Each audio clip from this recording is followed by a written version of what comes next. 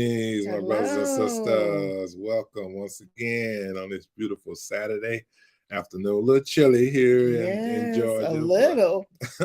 Ooh, I don't like the cold, but we're going to press our way through on this 110th episode in our 4th season. We just thank God once again to be able to come before you. We're going to switch up our focus today. We're going to go to life. We've been on marriage for the last couple Saturdays, but we had a good time on marriage. We was talking about work your marriage so your marriage don't work you. And we had a part 2 on last week, and our subtopic was, do people work harder at blank than their marriage? So we talked about, do people work hard at avoiding hard and sensitive conversations in their marriage? Do people work harder at being dishonest and disloyal than their marriage? We talked about, do people work hard at sticking with their family versus leaving and cleaving to their spouse? Right. So today we're going to switch it up. We're going to switch our topic up to focus on life as we're celebrating Women's History Month. Woo-hoo! Yes. Women. Women's History Month. Yeah. Women, the queen. We're going to celebrate. Yes. Yes, sir. So we're going to talk about today. Our subtopic is Tony and Tarana.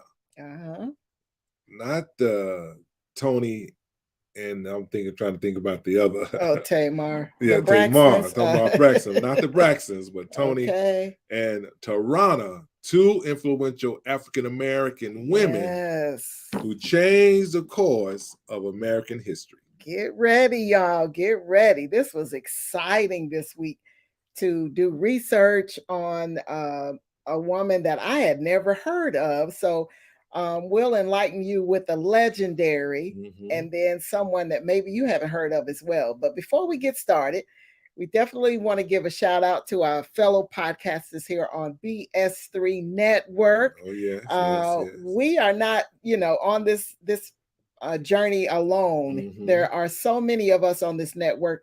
And yes, we do honor them. We recognize them because we're all just doing a wonderful job.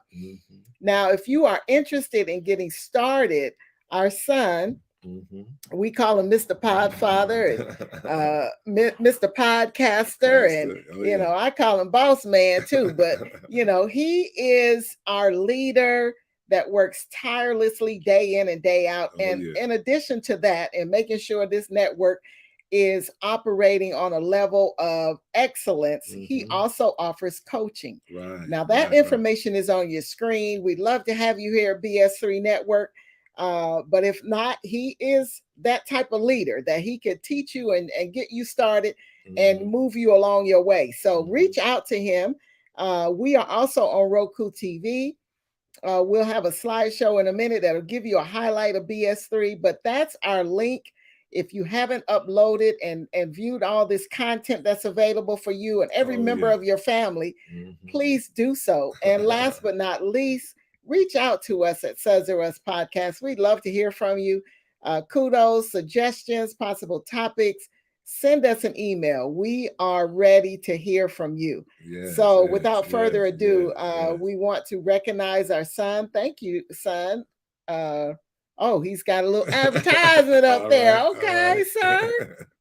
You can support BS3 Network by sending stars. Look, we ain't mad at you to help build the network. Yeah, help us earn money to continue to build the network. Thank you. So we do have one viewer. We appreciate you watching. Faithful. Thank you. Yes, identify yourself if you care to, but join in. But we'll be right back right after this station identification.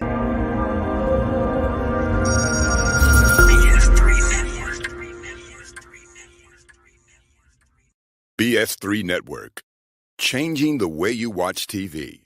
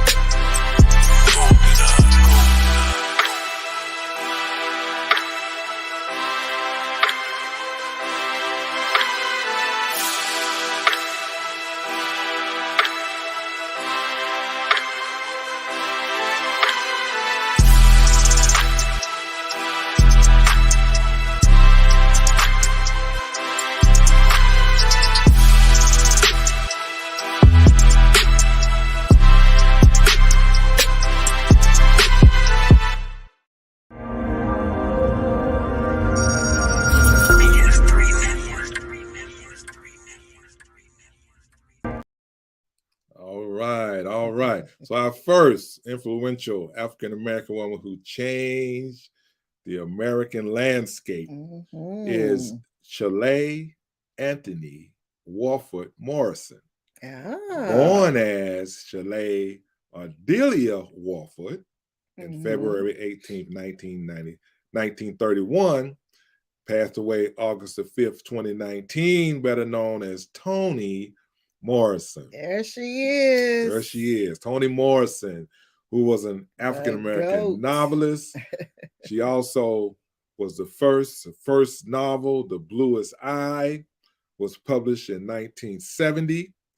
And she brought national attention and won the National Book Critic Circle Award. In 1988, Morrison won the Pulitzer Prize for Beloved, a 1987 novel. She was the first African-American awarded the Nobel Prize in Literature in 1993.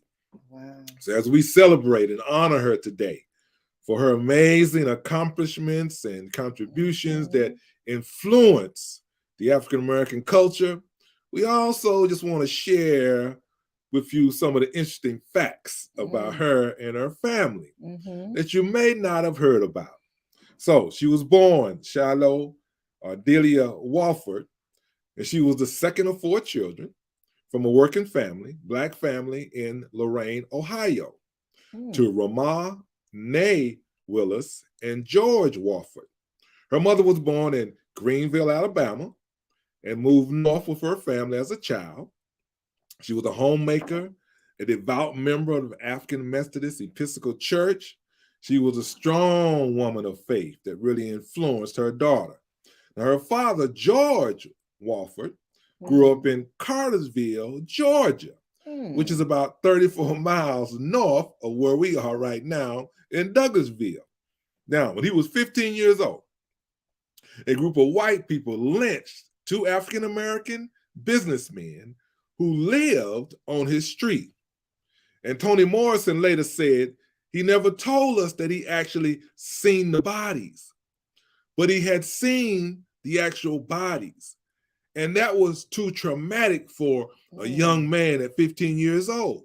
Wow. So she think it was very traumatic for him. So soon after the lynching, George Wofford moved to a racially segregated area or town of Lorain, Ohio, in the hope of escaping racism and bigotry and hatred and securing gainful employment at Ohio's quickly developing industrial economy. So we don't know the details. We don't know the details about the lynching that he witnessed, but it's more than likely because those racist white men formed a lynch mob because they were jealous of those Black men having successful businesses, which unfortunately, my brothers and sisters, was very common in the South at that time. Yes. That we've talked about before on previous podcasts on how when a successful Black man or Black families were belittled and also taken out totally by racial crimes and also hatred, vindictive acts. This is what happened to her father. But this incident that her father shared with her, what it did, it helped influence her career path, which brings me to my first scripture. Genesis 15:20.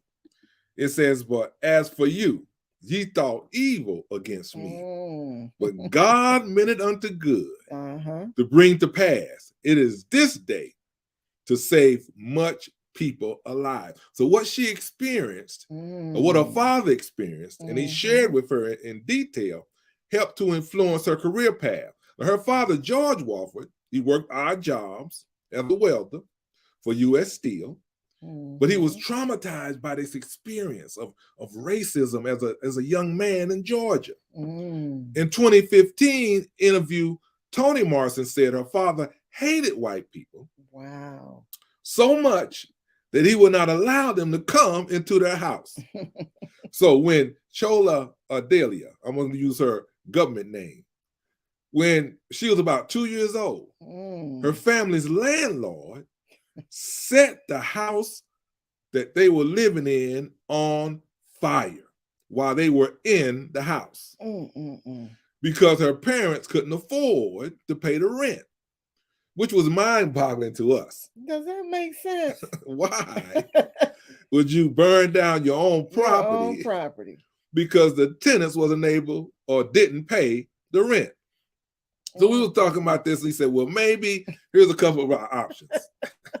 maybe the house was old and he was trying to get the insurance money. He or they, whoever the landlord was, trying to get the insurance money. Yeah, or maybe that's one option. Or maybe it's because the father had a gun and wouldn't allow the landlord to come into the house to collect the rent. Remember, he said our father was so traumatized that he hated white people so much, he wouldn't let them into their house. So the landlord probably said, out of rage, I'll teach them SOBs, or I'll teach them N-words to mess with me. What do you think? That's what it was. You know, he was brainless. That's what I can say. You know, I'm not going to burn my own property down because they could leave, and then that's your income. Right. But again, it could have been from an insurance angle. But I said to myself, now, come on, brother. You can't live somewhere rent-free, though. Right. So it still doesn't make sense. Right. And I can imagine that they probably got harassed and, you know, and daddy just probably got fed up. But he going to tell you a little bit more. Right. But, you know, the landlord would just, whatever. He was pissed. That's right. He was upset. I teach him. Either way it goes.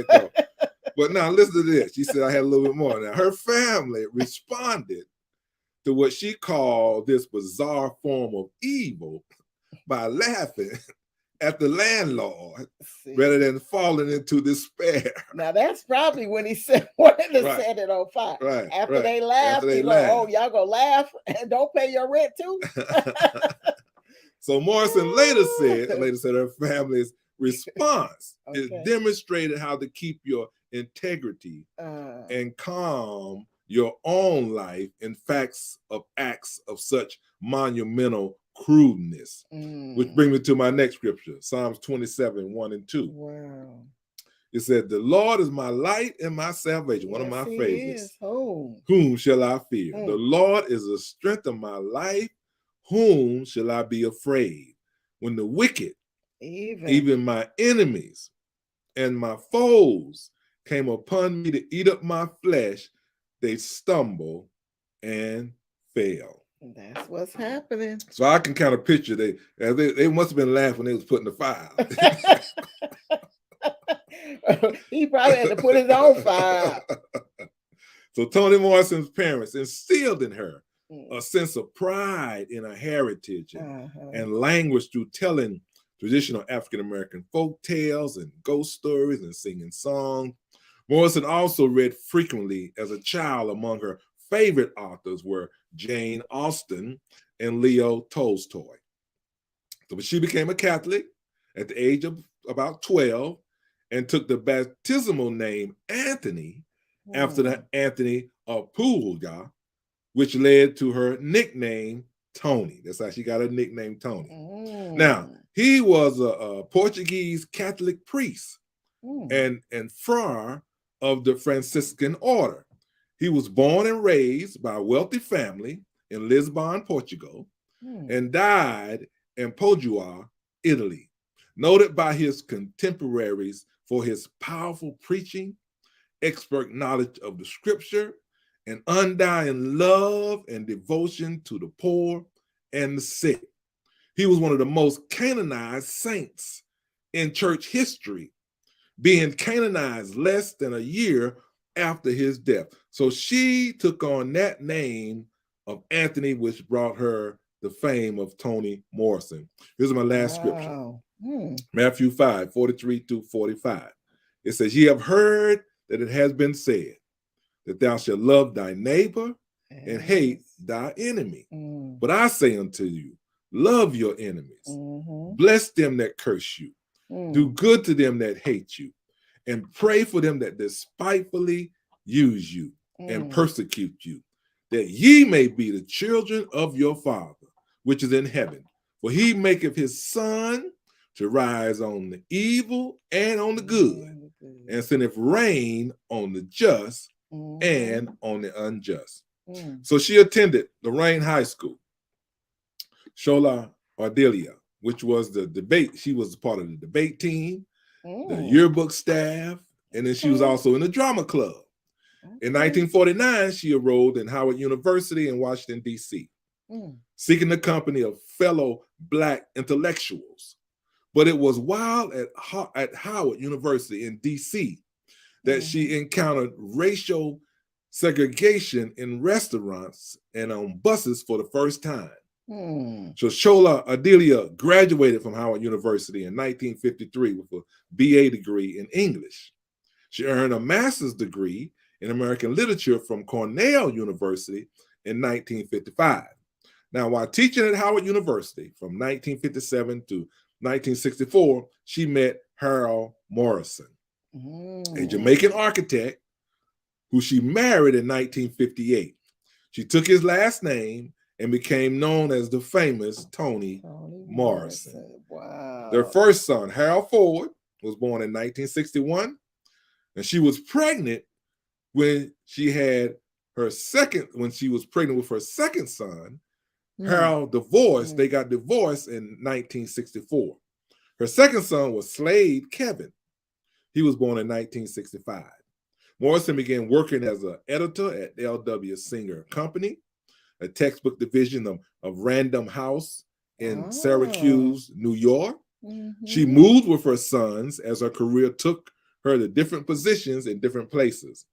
Morrison became the first Black female editor in fiction at Random House in New York City in the late 1960s. That's impressive. Yeah. She developed her own reputation as an author in the 1970s and the 80s. Now, her work, Beloved, was made into a film in 1998. Morrison's works are praised for addressing the harsh consequences of racism in the United States and the Black American experience. In that capacity, Morrison played a vital role in changing the course of American history by bringing Black literature into the mainstream, which was a result of hearing about her parents' experience. One of the first books she worked on was the groundbreaking Contemporary African Literature of 1972, a collection that included works by Nigerian writers Wole Soyinka and Chinua Achebe, and South African playwright Athol Fugard. She fostered a whole new generation of African-American writers, including poets and novelists like Toni Cade Bambara, radical activists like Angela Davis, Black Panther leader like Huey Newton, and novelist Gail Jones, whose writing Morrison discovered. She also brought to the publication the 1975 autobiography of the outspoken box champion Muhammad Ali, which was The Greatest, My Own Story. In addition, she published and promoted the works of Henry Dumas, a little-known novelist and poet who in 1968 was shot and killed by a transit worker in the New York City subway.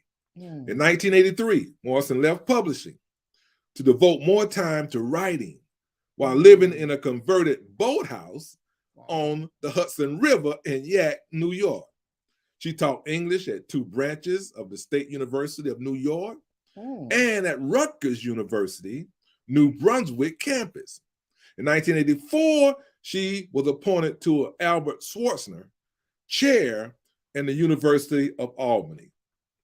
Now, the National Endowment for the Humanities selected Morrison for the Jefferson Lecture, the U.S. federal government's highest honor for achievement in humanities in 1996.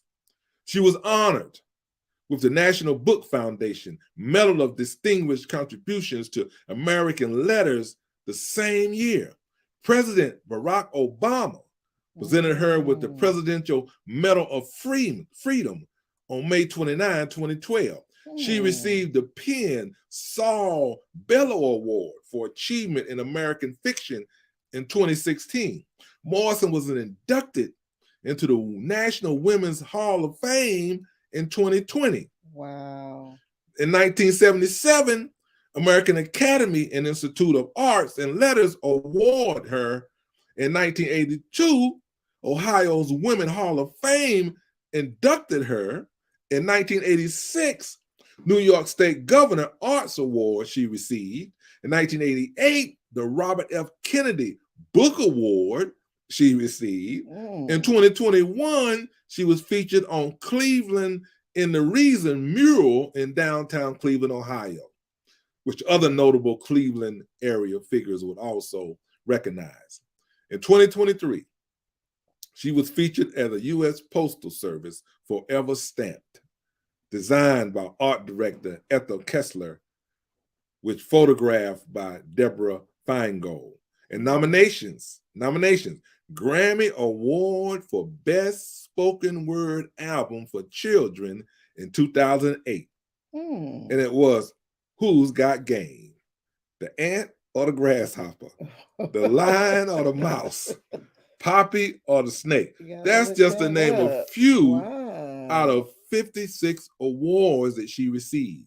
Now, novels, Toni Morrison novel, Jazz in 1992, Paradise in 1997, Love in 2003, A Mercy 2008, Home in 2012, God Help the Child in 2015, children books with her son Slade Morrison, The Big Box in 1999, The Book of Mean People in 2002, Remember the Journey to School Integrity in 2004, and also Who's Got Game was with her son Slade Morrison. That's just the name of few of her literary works out of 36.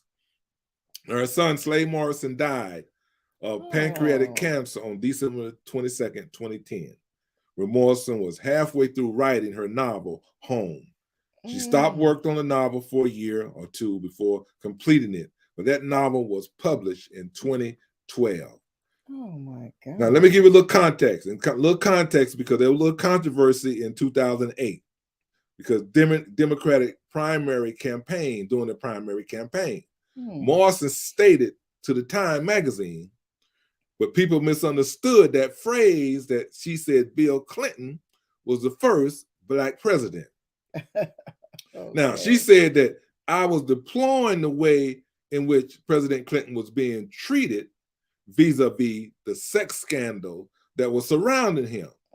She said, I said he was being treated like a Black man on the street, already guilty, already a perp. That's true. She said, I have no idea what his real instincts are in terms of race. Then in the Democratic primary contest for the 2008 presidential race, Morrison endorsed Senator Barack Obama over Hillary Clinton, though expressing admiration and respect for Senator Hillary Clinton. But when he won, and President Obama won the presidency, Morrison said she felt like an American for the first time in her life. Oh my God. She said, I felt very powerfully patriotic when I went to the inauguration of President Barack Obama. She said, I felt like a child again. In April 2015, speaking of the deaths of Michael Brown and Eric Garner and Walter Scott, 3 unarmed Black men killed by white police officers, Morrison said, people keep saying we need to have a conversation about race. She said, this is the conversation. I want to see a cop shoot a white unarmed teenager in the back. And I want to see a white man convicted of raping a Black woman. She said, then when you ask me, is it over? I would say, yeah, we can have a conversation. Okay. But until then, no conversation can be had. And probably never got the chance to, she didn't see that before she died. Right. We ain't seen it. I'm telling you. Shoot. So after the 2016 election of Donald Trump, number 45, as president of the United States, Morrison said she wrote an essay, Mourning for Whiteness, published in November 21st, 2016 issue of New Yorker. In it, she argues that white Americans are so afraid of losing privileges afforded to them by their race that white voters elected Trump, whom she describes as being endorsed by the Ku Klux Klan in order to keep the idea of white supremacy alive. My Lord. Not surprised. Morrison died at Montefiore Medical Center in the Bronx, New York, August the 5th, 2019, from complications of pneumonia. She was 88 years old. A memorial tribute was held for Morrison on November 21st, 2019, at the Cathedral of St. John the Divine in the Morningside Heights neighborhood of Manhattan in New York City. Wow. At this gathering, she was eulogized by, among others, Oprah Winfrey, Angela Davis, Michael Adanja, David Remnick, Fran Lebowitz, Tanisha Coates, and Edwidge Dakota. The jazz saxophonist David Murray performed a musical tribute. In 2019, a resolution was passed in her hometown of Lorain, Ohio, to designate February 18th, her birthday, as Toni Morrison Day. Additional legislation was introduced to also proclaim that date as Toni Morrison Day throughout the state of Ohio. The legislation, HB 325, was passed by the Ohio House of Representatives on December 2nd, 2020, and signed into law by Governor Mike DeWine on December 21st, 2020. And Toni as Morrison. We celebrate Women's History Month, there she is. Outstanding. Yes, outstanding woman. And so we're going to move to Tarana. Tarana Burke is her name. And she is a 49-year-old American activist and advocator who was born and raised again in the Bronx. Okay. She grew up in low-income housing with a working class family in the projects, of course.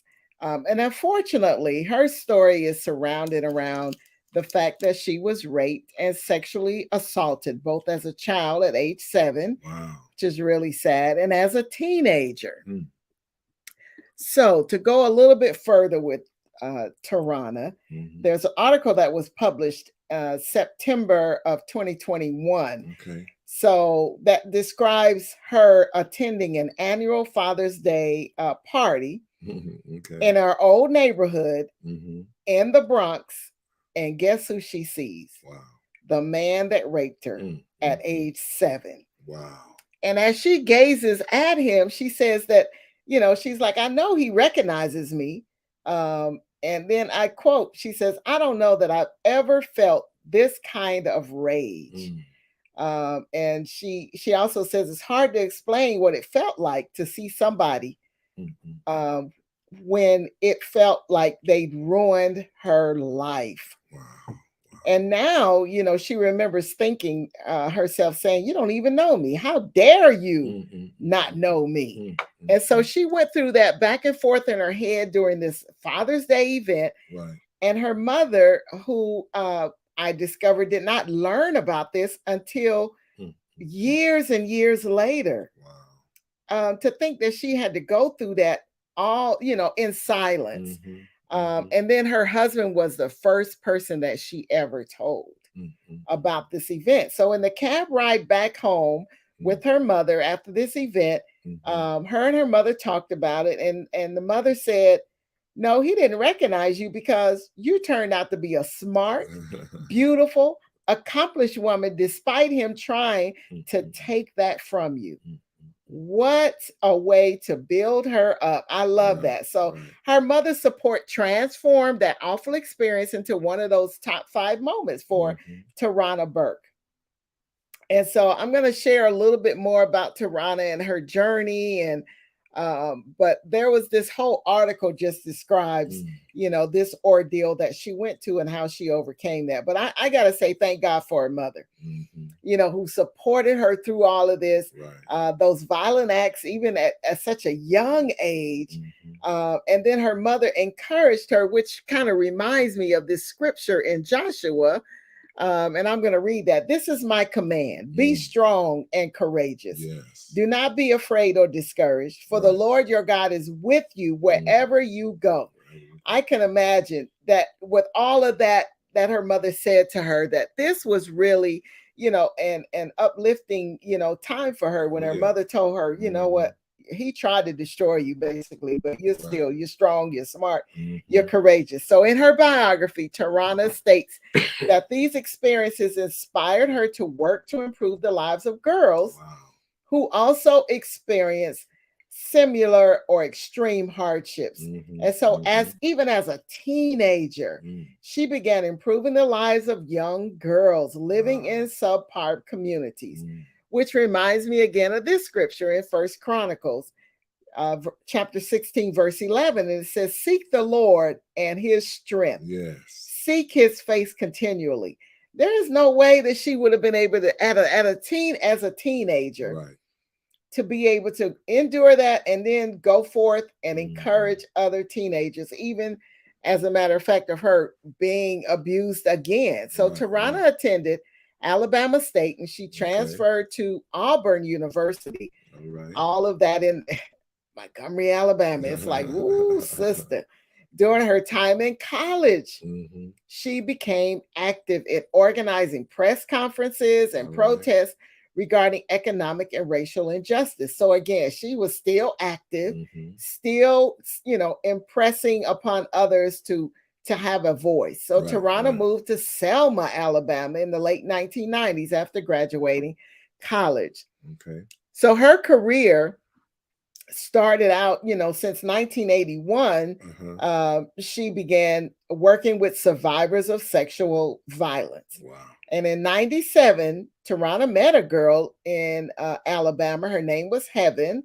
What a beautiful name. Who told her about being sexually abused by her mother's boyfriend. Now, Tarana says she never saw this young lady again, but she always wished, when you have a conversation with someone and you always wish that you would have said something. And so Tarana didn't say it, but she said, me too. So that's how this Me Too movement came about. So Burke has said she began to believe girls needed different attention. And let me just pause here to say, when you hear young people or anyone say that they experience something like that, don't downplay it, believe them. There are a few people that make up crazy stories, but most people will be telling the truth from their heart and their pain and their trauma. So she, felt like different from male peers. Do women, they have and need different attention. So this incident led Burke to found the Just Be Incorporated, a nonprofit organization that promotes the wellness of young female minorities ages 12 through 18. And in 2006, when MySpace was pretty big, there was no Facebook then, she started the Just Be Incorporated on MySpace. And then she received her first grant in 2007. So look, she was a grant writer too. So back to this Me Too movement. In 2006, she founded this Me Too movement, and that phrase just took off like wildfire. And it began to raise awareness to sexual abuse and assault in society. And she wanted to help other women with similar experiences and helping them to stand up for themselves. So it's against something called rape culture as well, which I've never heard of, but it includes victim blaming, shaming, and trivializing, denying, and refusing to acknowledge the harm and that their sexual violence occurred. or caused. And so again, like I said, there are times when these victims go through it, and then people are just like, oh, you shouldn't have been there at that time. You shouldn't have wore that. You shouldn't have been drunk. You shouldn't have been whatever. And so she's trying to stop the downplay, basically. Right. So the Me Too phrase was founded and initially used, as I said, on MySpace, because she was a sexual assault survivor. She wanted to make sure that others knew that this was an option for them to speak out and say, I was also a victim and I'm a survivor. And so this became a popular hashtag, if you remember, in 2017, when Harvey Weinstein's big sexual abuse scandal came out. And they tried to move upon her Me Too movement and actually, tried to capitalize on it and steal it. Basically. And so Burke's friends, these some showing up friends, they notified her and say, look, you need to look into this, because they're trying to capitalize and use this as their hashtag as if they started it. And so they knew, I'm sure, of the movement that brought notoriety to Tarana Burke. So Tarana decided to be in service with them and shape the movement to make it about empowerment, empathy. And so and let me just share that when you're doing something that becomes so big that other people want to try to, capitalize and jump on the bandwagon because you're the trendsetter, just stay focused, and do what you intended to do with that particular, whatever it is that you created, as Tarana did, and continue to do what you set out to do. And so here's another thing that she came up with: Girls for Gender Equity. Now, Tarana is currently the senior director of this organization, and it organizes workshops to help and improve policies at schools, workshops, and various places of worship. And she focuses in on helping the victims not blame themselves for sexual violence. And the overall goal is to help the young women of color increase their overall development through various programs and classes. A lot of times, like I said, they go about in silence. They're too afraid to share. And so this is an empowering tool for them. Now, Tarana represents a lot of other public speakers along these lines across the country. And she's spoken at Brown University, which is a private Ivy League research university in Providence, Rhode Island, which I'm sure a lot of, these students, I'm sure, are mostly Caucasian, but they experience the same thing that we do. And also at Calvary Episcopal Church in Pittsburgh, Pennsylvania. And she talks about the roots of the movement. And so Harvard University also published a case study on Tarana in 2020. And in 2021, she herself published her memoir describing the relationship of her activism to experience the leadership of civil rights movements, entitled Unbound, My Story of Liberation and the Birth of the Me Too Movement. And we have a picture of this actually, where you can see her book.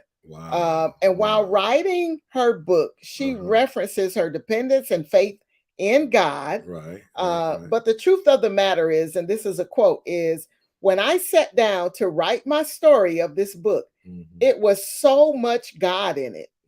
And there was so much that was led by my faith that I could not leave it out.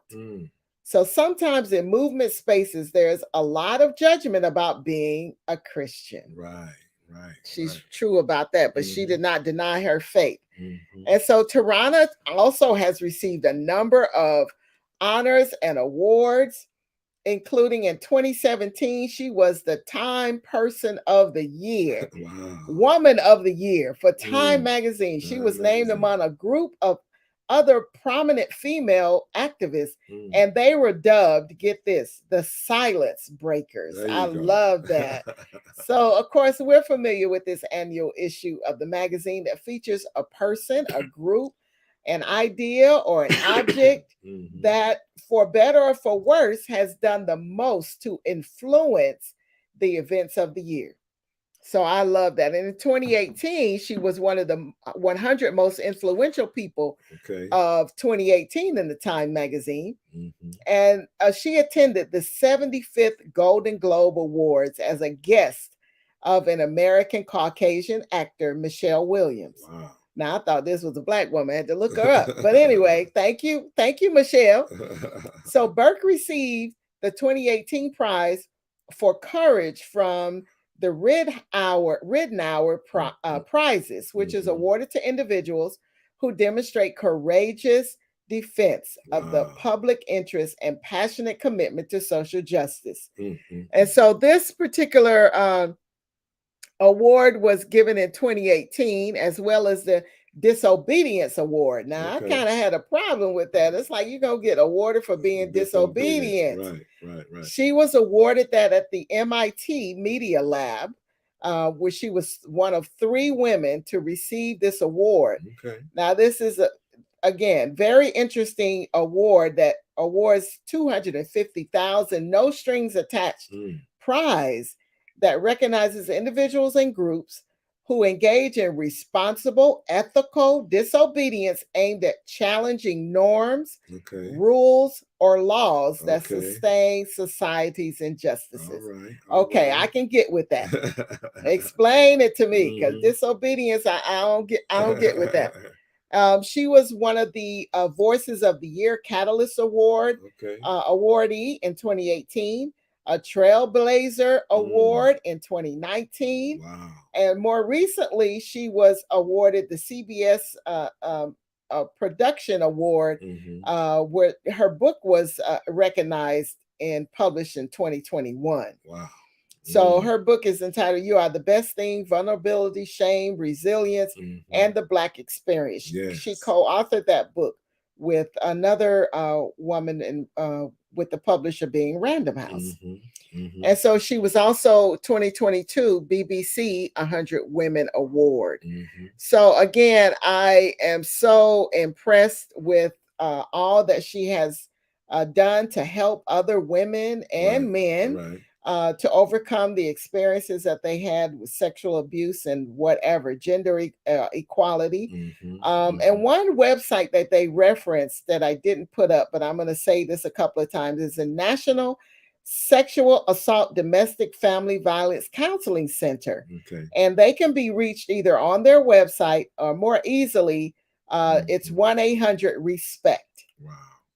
1-800-737-7328. 1-800-RESPECT. Excuse me, is one of the websites that she definitely acknowledges as a resource for those that have gone through similar situations. So it just goes to show that, you know, things that we have gone through in our youth and childhood and even in adult life, you can still overcome and begin to make a difference. And I commend both her and Tony because they could have just crawled up somewhere in a corner and just said, "Oh my gosh, woe is me." And they turned that trauma around for, you know, to be triumphant in their walk and in helping other people to overcome. So we hope that this has been enlightening as we celebrate Women History Month, and as well as these 2 sisters that have made a difference and an impact on society. So again, we're going to flash their picture up. This is Toni Morrison and a collage of a few of her books, as well as Tarana Burke and her book Unbound. So as always, we conclude with a scripture, and we're going to get that up on your screen. That is in Psalms for chapter 29, verse 11. It is, and it reads from the New Living Translation: "The Lord gives his people strength. The Lord blesses them with peace." And that's what it took for these women to get to where they are and where they were. Strength from the Lord and peace to pursue their dreams and their passions. So God bless you. Continue to enjoy your weekend. We love you. Thank you for your support. And again, God bless you, and keep on pushing. Keep on pushing, women. Yes.